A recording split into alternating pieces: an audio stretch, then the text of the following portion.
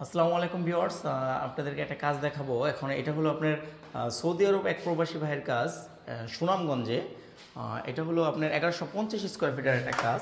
এই ডোর যে মেইন ডোর দেখতে পাচ্ছেন, এটা আমাদের দেওয়া। আহ, এটাই ড্রয়িং এবং ডাইনিং, এবং আমি যে এই ফ্ল্যাটটা এটা ওপেন কিচেন করে দেওয়া আছে। চমৎকার এই ডিনার গানটা দেখতে পাচ্ছেন এখানে রানিং প্রজেক্টের আমাদের ডিনার গান। এখানে একটা শোপিসের রাখার জন্য একটা ভালো একটা ওয়ালের ডেকোরেটিভ একটা ওয়াল করা হয়েছে এখানে।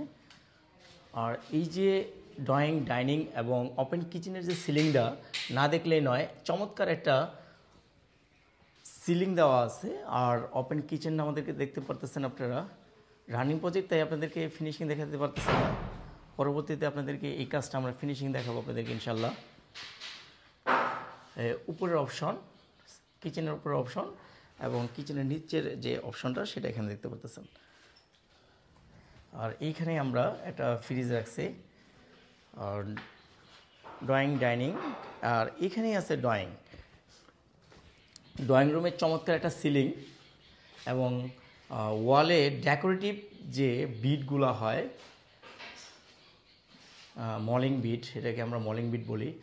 এখানে মলিং বিট লাগানো হয়েছে এবং চমৎকার চমৎকার ডিজাইনের কিছু কর্নারের ডিজাইন লাগানো হয়েছে। এগুলো সম্পূর্ণ কাঠের, মেহগনি কাঠের।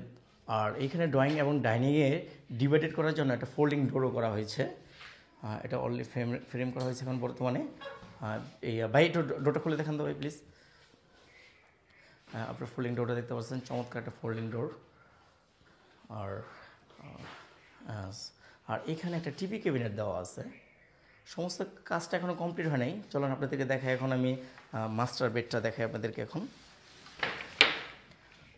মাস্টার বেড দেখানোর আগে আরেকটা বেড দেখাই। এটা হলো আমার ক্লায়েন্টের মার রুম, আন্টির যে রুম আছে সেই রুমটা। এখানে খুব একটা বেশি কাজ করা হয় নাই, কারণ আমার এই ক্লায়েন্টের বাজেটটা একটু কম। শুধুমাত্র একটা ক্যাবিনেট আর একটা জাস্ট ড্রেসিং টেবিল এখানে দেওয়া আছে।